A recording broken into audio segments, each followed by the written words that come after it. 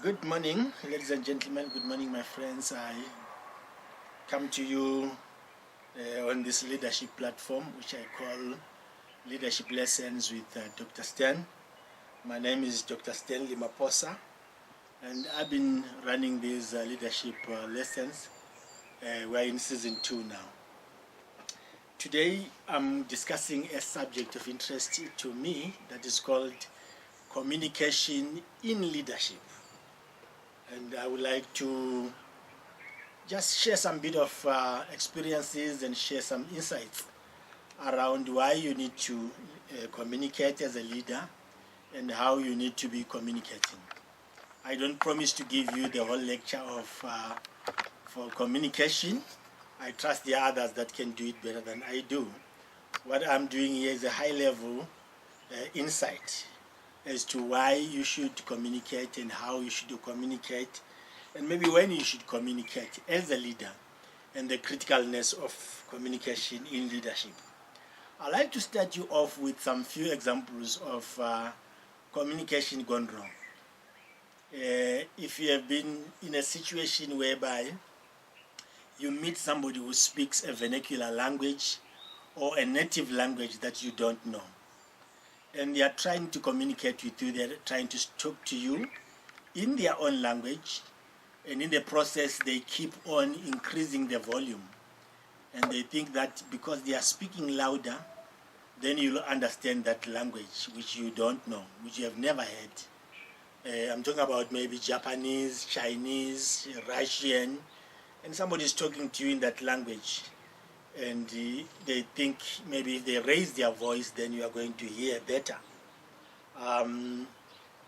Maybe you have been to a place again where you have seen somebody try to do a presentation, and they are rambling over and over and over and over. You feel like this person is losing the audience because the points are not clear and people are not understanding what it's about. In the first one, where somebody is speaking to you in another language, the problem is not the volume, and the problem is not the fact that you are not hearing, but the problem is the comprehension. Never mind how much they increase their volume, you can't understand a language that you don't understand. In the second example, the problem of this presentation is that it's not properly organized and the points are not coming in clearly. And you are seated there, this person is speaking continuously. What is called death by PowerPoint presentation. You are almost going to die, and the audience, some are sleeping, some are dozing, some are walking up and down, and everybody is wondering when is this person going to finish. The last example is where maybe there's somebody who is overconfident or bombastic and is coming around in an office or in an organization, and they think that everybody is understanding what they are saying, but everybody is turned off. Everybody is bored listening to this particular person who's not making sense to them. And these three examples show us that communication has gone wrong.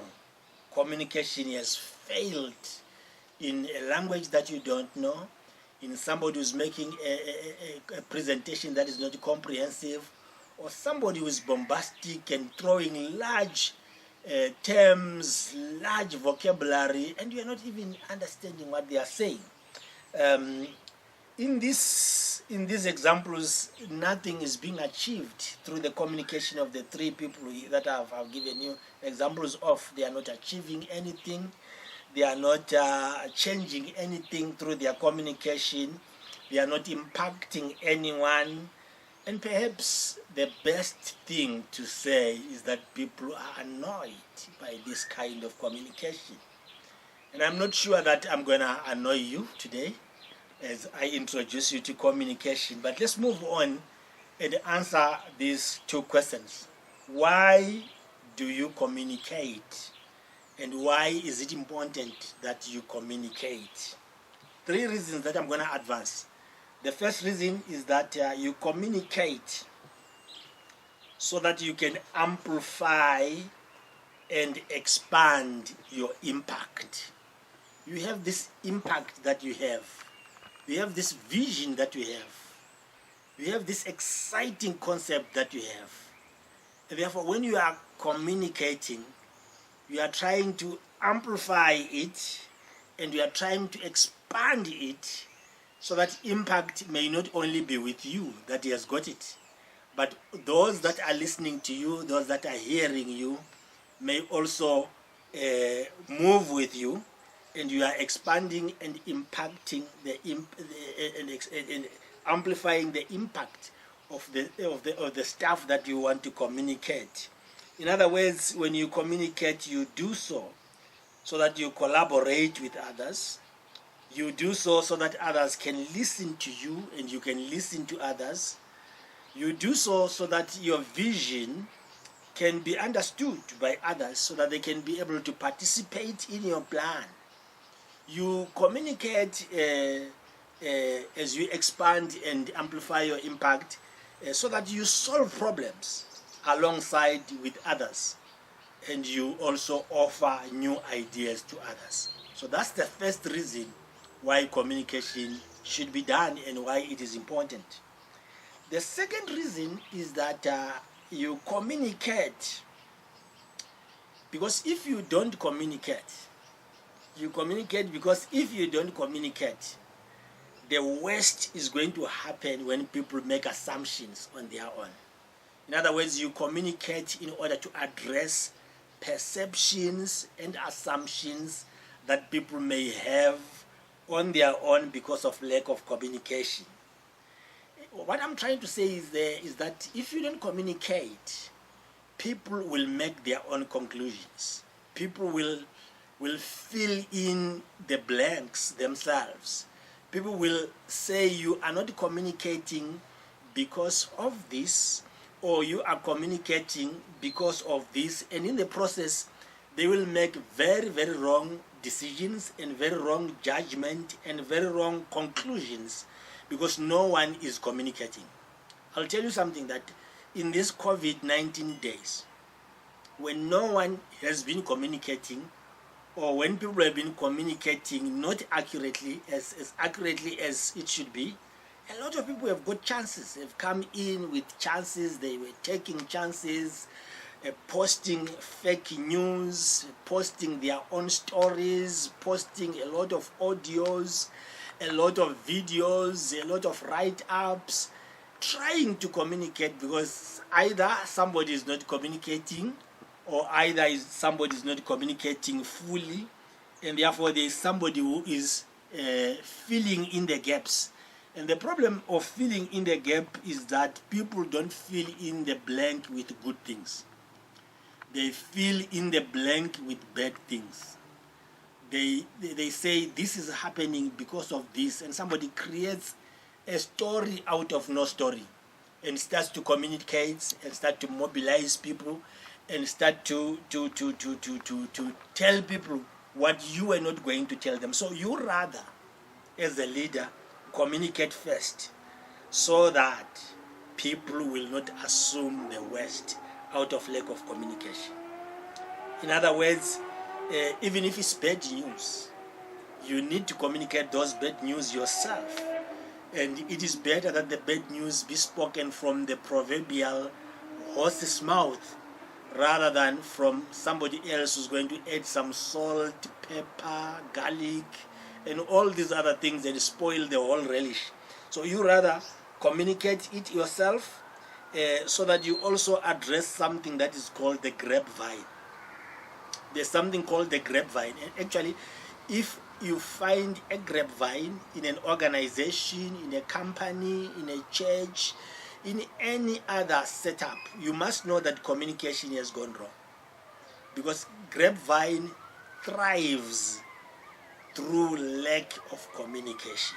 The more you don't communicate, the more people create stories. When they meet in the corridor, someone has a story.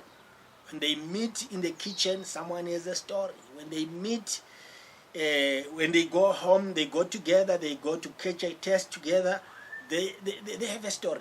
And the story is created because the organization is not communicating. The church is not communicating. Uh, the company is not communicating, or the father and mother are not communicating. So the children on their own have a time to create Grapevine. Somebody says, did you hear? There's something, don't tell anyone. There's something that I got. And that spreads like felt fire in the absence of good communication. So be very, very careful as a leader that you are not the cause of the grapevine. You are not the cause of the perceptions. You are not the cause of all the wrong communication that is happening, because you are not communicating. The third reason that I'm going to advance is that we communicate because when somebody hears something new, they need to hear it 7 or 10 times before it sinks inside them. In other words, I'm saying when you are teaching something new or you are communicating something new, be it in your church, in your organization, in your NGO, wherever it is, don't think it's enough that you told them once. Don't think it's enough that you told them when the year started. You need to constantly communicate. You need to communicate over and over again, especially if it's a new thing. As I said, somebody must hear that new thing 7 times, up to about 10 times before it sinks inside them. So repetition in communication is very, very important. Some people say, I'm bored. There's too much repetition. They're talking about one thing over and over again. It is a strategy. It is a strategy of communication to make sure that you continuously hear this thing again and again and again and again. And that's exactly what advertisers do. Advertisers keep on advertising and telling you one thing again and again. Buy this soap, it is going to make you look like this. You switch again, buy this soap, it's going to make you look like this. You switch it again, soap is going to make you look like this.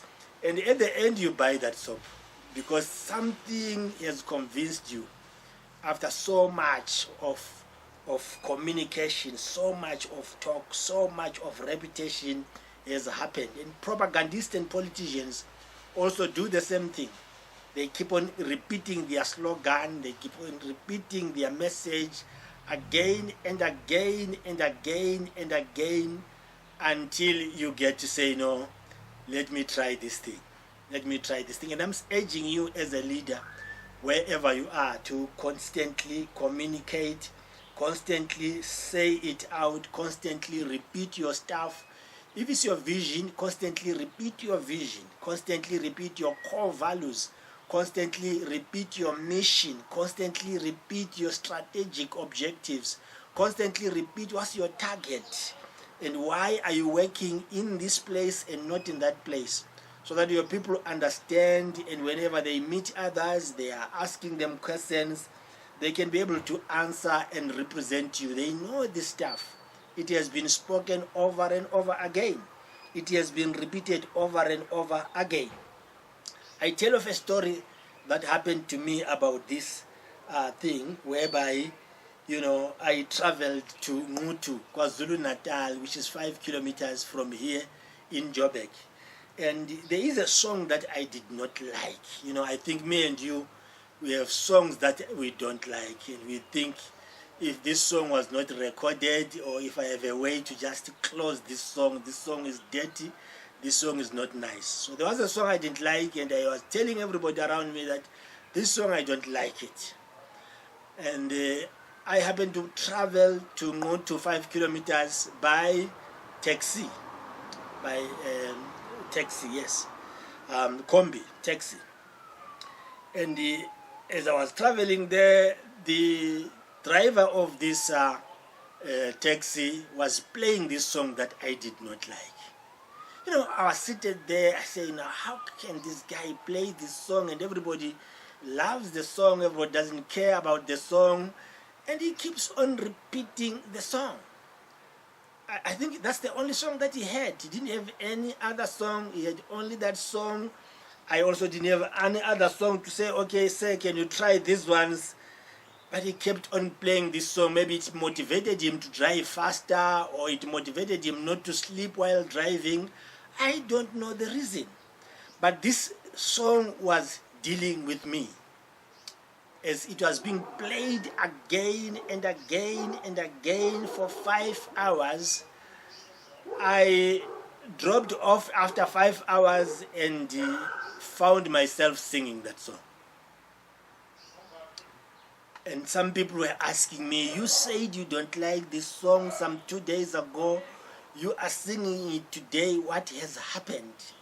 And my answer was simple, I don't know what has happened.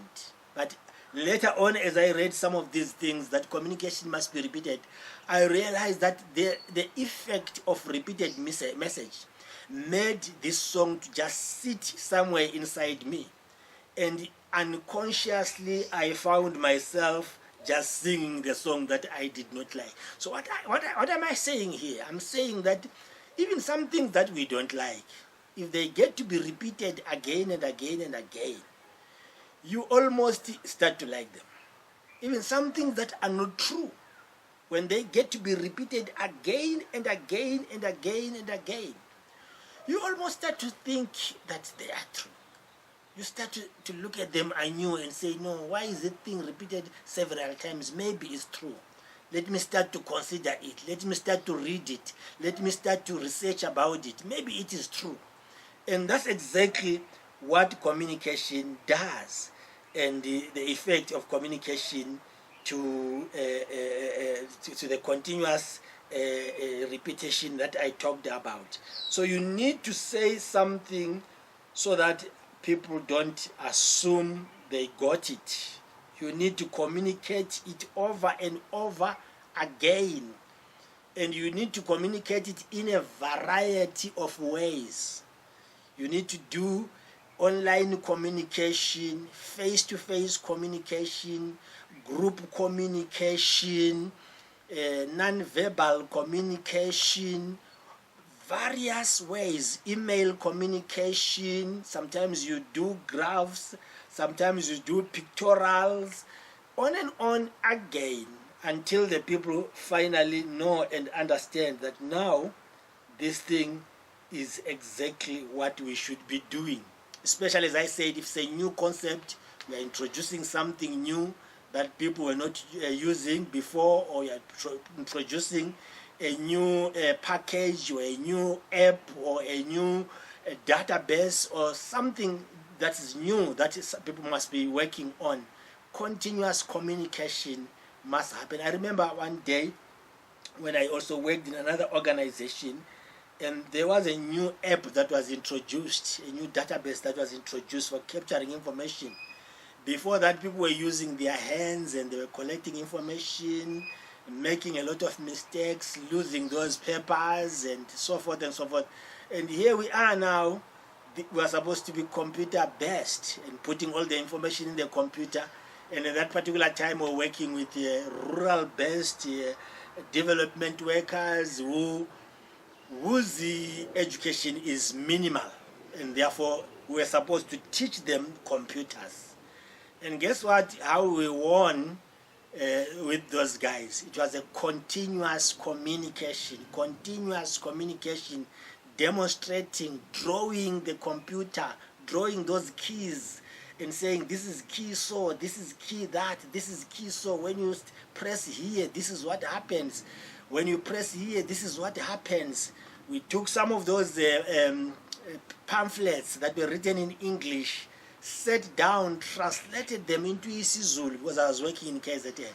Translate them into isiZulu, give them to those workers to read, dramatize sometimes some of these things, how they are done. And guess what?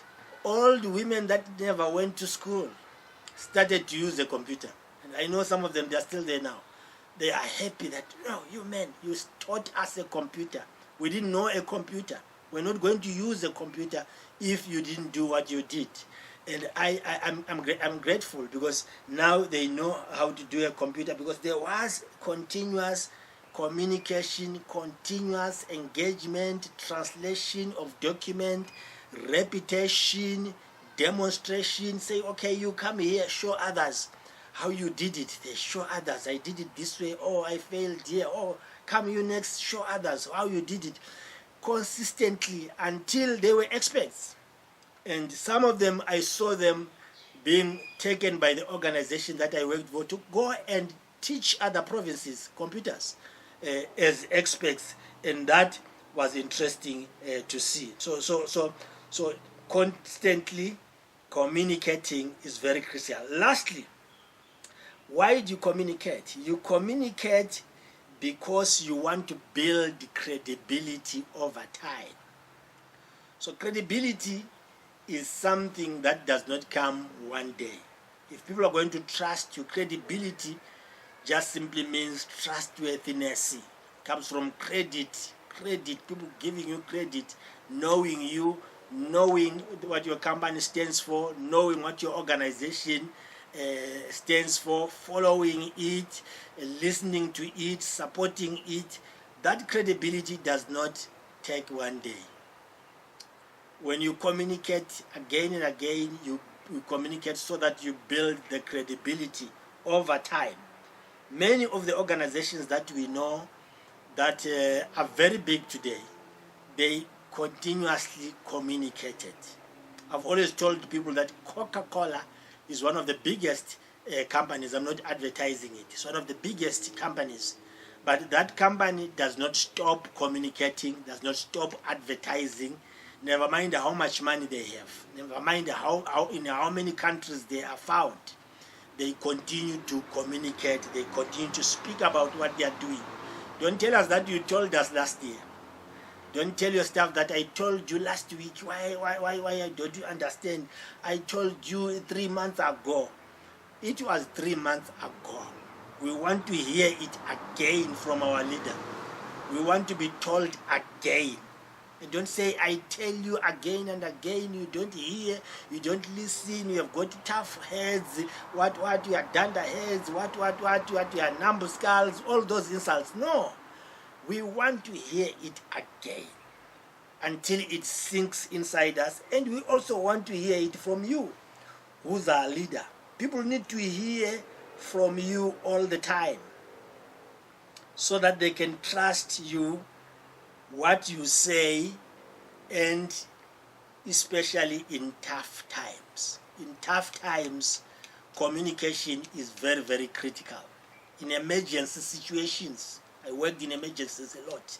In emergency situations, when there is a drought, when there is a flood, when there is an earthquake, when there is a man-made disaster, people have been displaced, communication is very key. You must tell people what they should do. You must tell them where to stand, where to sit, why to sit, what to eat, why they are eating, where to sleep, why are they sleeping. Every time, the moment you stop that, you create a crisis. You create another crisis because of non-communication. Because especially if there are two groups, the other ones will think that you are favoring the other group. They'll start to make stories that we saw more food going that side. Tina, this side they're not giving us. We saw 10 trucks going to that camp. In our camp here, they're not giving us. And you create a crisis. You remember in the book of Acts, chapter 6, there was a crisis. There were two widows that were being given food by the disciples. And the others started to complain that, no, this food that is coming us is not enough. The other ones are given more food. And that thing almost destroyed the revival of Acts chapter 6. And what the disciples say, so no, let's make a plan here, and let's make sure that we dedicate some men that are full of the Spirit that are going to address this issue permanently. For us, let us continue in prayer and the word, so that we have people on the ground all the time communicating, solving problems, so that this problem is not going to be a crisis for us. And that's where elders, deacons started. Deacons started from Acts chapter 6 when there was a crisis. so that they come in disciples on the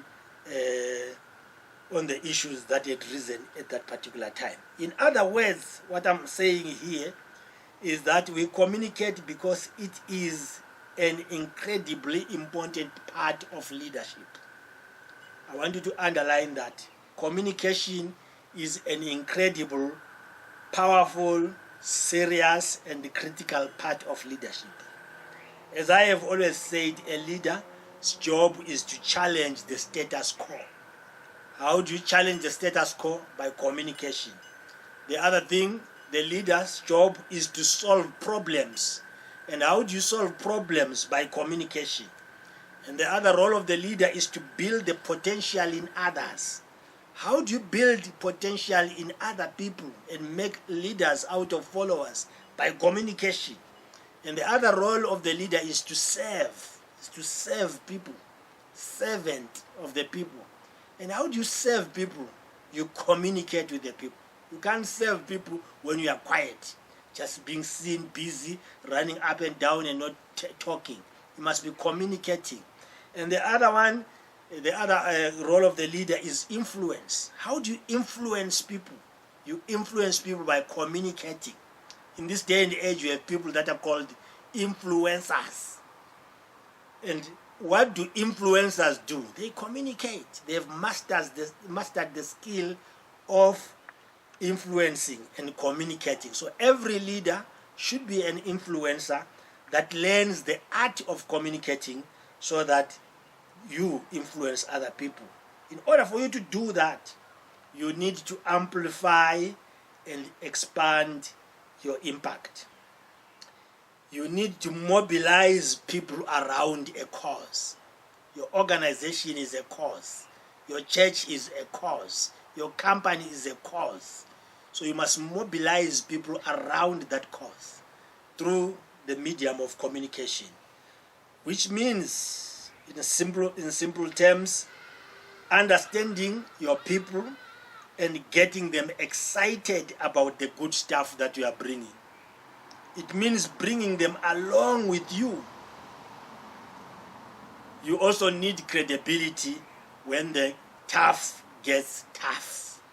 And in actual fact, when you communicate better before the crisis, when a crisis happens, you will have little problems in what is called crisis communication.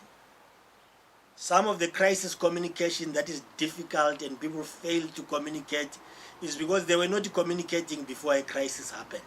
But if we continuously communicate now, when a crisis happens, then we are able to communicate better.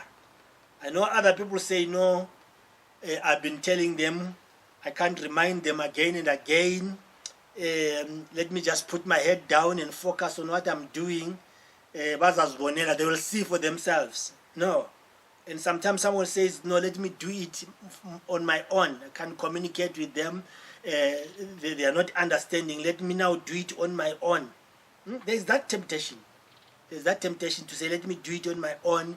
Let me do it my way. Or let them go if they don't want. Something like that. If you get to that stage, it means communication has gone wrong. Communication has gone wrong. And you sometimes say, no, I have been here again, I've been into this point again, I'm going back and forth into the same thing. What I'm going to tell you here is that the strategy may work for a little, but it is not sustainable. You can say you are going to do it for yourself, but it's not sustainable. You need others.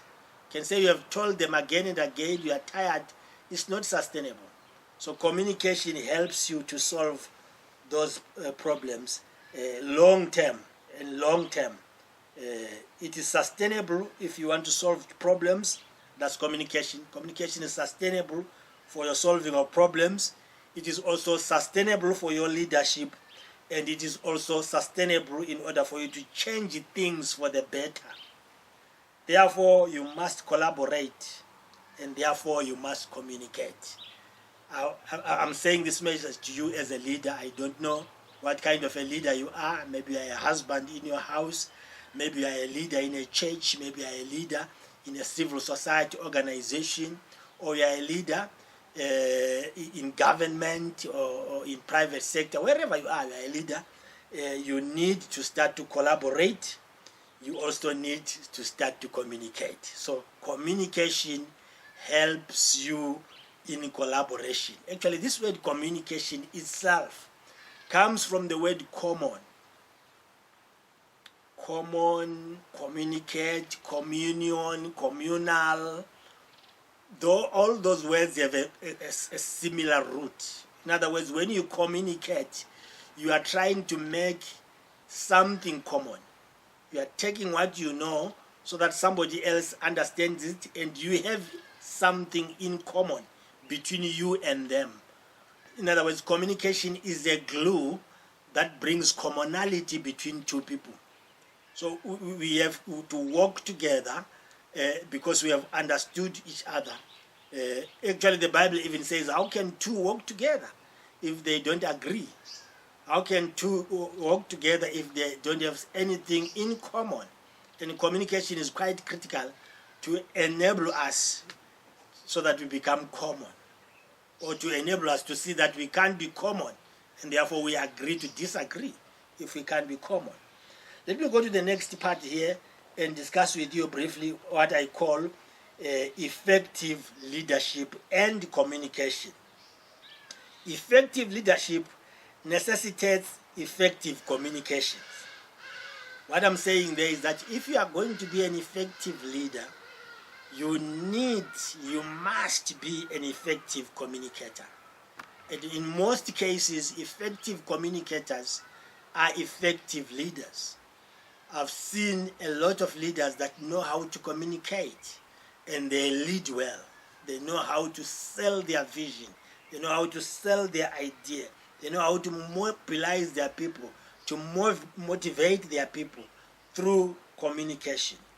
It is the only way to make progress. When you are communicating, you need to ask yourself this particular question.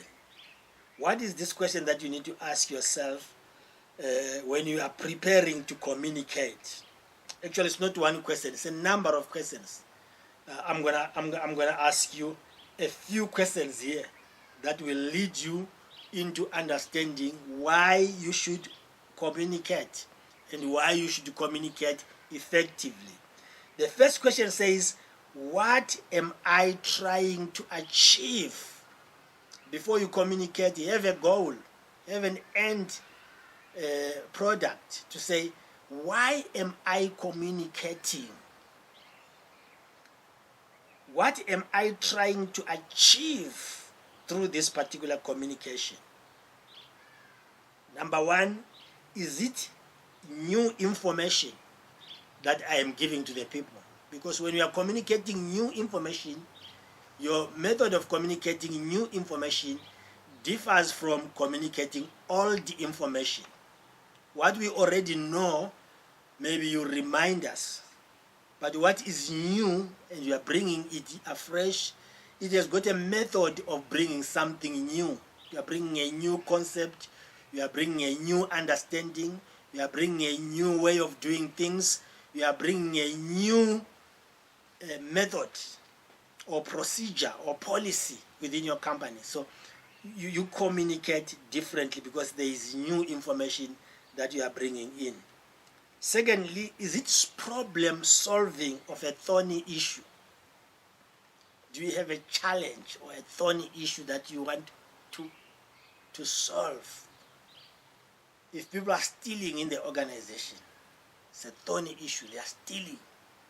Maybe you have seen them, or you don't know, or you are suspecting it's them, but things are disappearing in this company every day. And you want to address that. You want to challenge staff not to steal and maybe to give you information about this suspect. You bring it differently. It's a thorny issue, it's a sensitive issue. Others will say, no, you are accusing us, we are not thieves, what. Others will jump up and down and go and sue you, whatever. It's a sensitive thing. but you want to address it. And therefore, in you addressing it, your approach, your methods, your tools that you use for addressing that are very, very different from just passing new information or making an announcement that next week we have a meeting at such a place, or we are closing for Christmas or holidays. Please go well, happy New Year. This is different. But when you are saying this company is closing, this company is coming to an end, we no longer have money, and therefore we are just wrapping up, we're closing, this place is we have sold it to someone else. Actually, the conversation differs, the tone differs, the approach differs, where you speak about it differs, the language that you use there differs. It's all closing. The other one, you are closing and you are going for Christmas, and now this other closing, you are closing and the company is no longer going to be opened. So it's a thorny issue. It's sensitive. It talks about people's lives, their livelihood. Some have bonds, some have cars to pay, some have children at school. Therefore, the way you address it is very, very different from the other one. Or number 3, you are persuading someone to do something differently. When you are persuading someone to do something in a different way, because they are used to doing it this way, and they have been taught by someone to do it this way. Maybe the previous manager or the previous pastor wanted them to sing this way, but you are a new pastor now, you want them to sing this way. So you are persuading them to say, okay, this style of singing, singing while you are kneeling down, is not the best. This is a new way. You are dealing with people that already have some schema, some former knowledge, and therefore you are de-teaching so that you teach new stuff, and therefore the kind of communication differs in that as well. Or it is number 4, is it about to lead change across your team? Are you bringing change, complete change? Is it a change management communication? You are a new person, again, you are a CEO in a new company, and you come in there. People that have been there, some of them were doing nothing there, earning for nothing. Some were doing so much. Some were coming late. Some were abusing company property. Some were harassing women and stuff like that. And you come in there. This is change management. It's a new ball game. There's a new sheriff in town. How do you communicate that change? How do you change people who were starting work at 9 and now you want them to start at 8? They've been doing that for 10 years in the previous leadership, in the previous administration. And now you are saying, let's start at 8 now. Why are we starting at 8? And so forth. All that is a different way of communication. The ball game is different. Or you are dealing with a crisis. If it's a crisis, I've talked about crisis already. You are doing crisis management. There's an emergency that has happened. The disaster has happened. Maybe you are in a company. The whole factory has burnt up. The whole factory has burnt up. How do you communicate with the people in that scenario? Money has been stolen. Abuse has happened in the church, maybe by a pastor. What do you do? It's a crisis. How do you communicate that? How do you handle tough conversations? There are many people that don't like tough conversations. They like it when it's soft, when everything is going well and everybody is happy. But we all must do tough conversations at one point or another. If you are a leader and you are afraid of tough conversations, I've come to say to you, pack up and go. You're not a leader. You have times as a leader for tough conversations. All these are valid reasons for communications, I've included, but getting clear about which one will help you to identify with whom you need to communicate with is very, very critical. So you need to know which one you are using, which method you are using for which target group of people you are talking to. I give a story of something that happened to me recently when I went to Mohale City to make a presentation about gender-based violence.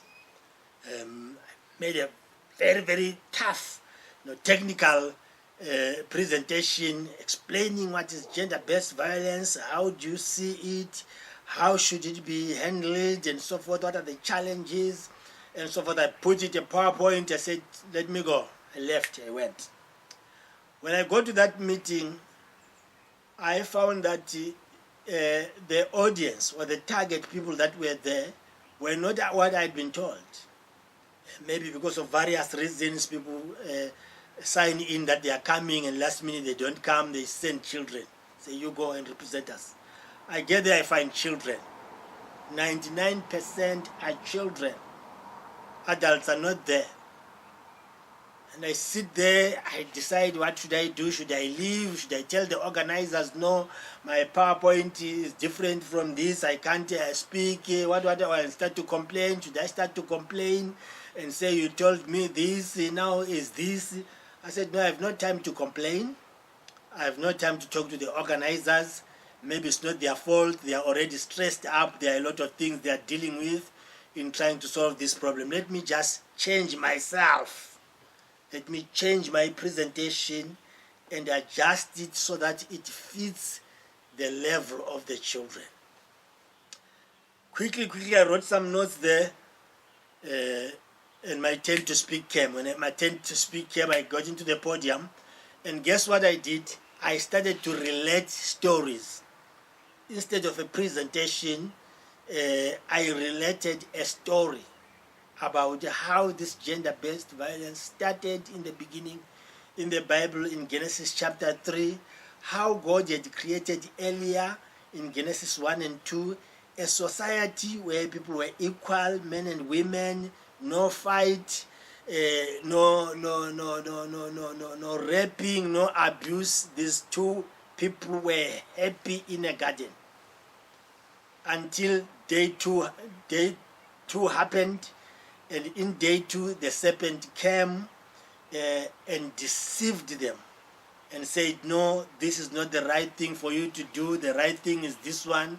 And they started to follow the actions of the serpent. That was day 2. And all that we see, the confusion that we see in the world is as a result of what happened in day 2, when people listened to the wrong voices. But day 3 was coming. When day 3 came, God sent his son Jesus Christ to come and deal with this serpent that had caused the people to fight against one another, that has caused the men and women not to work together, to abuse one another, to beat one another, to rape one another. It's not God, it's the serpent. And Jesus came, he dealt with the serpent on the cross. And now, at the time we are in now, we are in day 4. We are in day 3, when things have changed, and they have been changed by Jesus. So everybody that follows this Jesus can never anymore abuse anyone because of the agenda. Because day 4 is coming, when Jesus will come again and rule and reign together with those that love him. So I made that discussion very simple because the target was different. So you need to know who is your target, who are you talking to, and how you pitch up your discussion in order for people to understand what is your audience. But the second thing that you need to do is to ensure that your examples resonate with the people in your audience, so that you can achieve your objectives. Your examples are very, very, very critical. Actually, there are some people that don't listen to the whole conversation. They enjoy and they learn from examples. And I have a story of a man that was preaching in KwaZulu-Natal, a very wonderful preacher. But his examples, he used examples of Zimbabwe. He used cities in Zimbabwe, Mawaweni, Bulawayo, what. And I saw from the audience that the people were lost. We're lost. What is this thing? What is he talking about? These examples are far-fetched. We don't even hear what he's saying now. While the message is good, but these examples, what are these things? Because this man did not do his homework to do examples that are related to the place where he was preaching. He used examples that were far-fetched. And I remember also another example of myself. I went to Egypt. I got to a church there. They asked me to preach. And I preached. Storm. I was talking about salvation, because the speaker had told, the host had told me that most of the people are not saved. It was a diplomatic community that had invited Egyptians, and this pastor was a diplomat in Egypt, was a member of the diplomatic community in Egypt, and there were many Egyptians that were not born again, that did not know Christ. So he wanted me to preach salvation and explain salvation. And in the moment of my preaching, I started to say now, Egypt is a picture of sin, and Pharaoh is a picture of Satan. So the story of Exodus, where people left Egypt and went to Canaan, is a story of salvation. But I was so lost. Never mind, people got born again and it was good. Afterwards, this pastor who had hosted me called me on the side and said, "No, you made a big mistake. You can't say that. Egypt is not sin. Egypt is our country. This is our country, Egypt. And Pharaoh is not Satan. Pharaoh is not Satan. Pharaoh is our leader. Don't do that again." I was so humiliated, but I was taught a lesson that you need to be careful with your examples. You need to be careful what you say where. Because you can offend other people forever. That this person was talking about our country and says our country is Satan, and the only country that is heaven is Canaan. Where is it written in the Bible there? This is very, very, very important for us to understand. The examples are very, very critical, that you need to check the examples that you do. If you are introducing a new idea, you need to be sure that you don't just introduce a new idea from Norway. From school, from teaching, where I learned as a teacher for some time, they were saying there's a concept called moving from the known to the unknown. In other words, if you are teaching children, you must start with them on what they already know. If you want to teach them multiplication, you must start with them with addition, which what they already know. You must just start and say, what is multiplication? Grade 1, get to grade 1, say 2 times 2. You will not be a good teacher. You start with the simple things that they already know, and then you move on to what they don't know. You can't start by saying x plus x to grade 1. That's why there's no x plus x in grade 1. Because you start with what they know, you move on and move on, you'll be adding from what they know to what they don't know. Start with what they know, add a little of what they don't know, what they know, a little of what they don't know, and in that process you'll be teaching your people better. The other thing is that you need to have a way of measuring how effective your communication is. I'll give an example again about teaching. In teaching, they say education has not happened, or knowledge has not happened, if behavior has not changed. Knowledge or education has not taken place if change of behavior has not taken place. So you can't say you have just taught, you have communicated when there is no change of behavior. So you must say, I was teaching them this, I was communicating them this, I was telling them not to come late, they are no longer coming late. So it's change of behavior. So if you communicate that they should not come late, and they continue to come late, something has not happened there. Communication has not happened. Either you were not talking to them, or your words were not understandable, or you're speaking in a different language from theirs, or whatever. Something has been wrong. It's either you or them, but something is wrong in that communication. Communication has not taken place. Actually, my wife likes to say communication has not taken place here. When things are not happening, she says communication has not taken place. So you must make sure that communication has taken place, and you have a way of measuring that communication has taken place. Any area of your life. And I want to underline and stress and emphasize that effective leadership is very, very critical for successful leadership. Effective communication is very, very effective and powerful for effective leadership. To succeed in that, know why you are communicating and know your goals. And I want to challenge you as a leader, go and find some skills in communication. Go and get some training in communication. There are a lot of individuals and companies that can help you. And when you do that, you'll be a better leader. God bless you.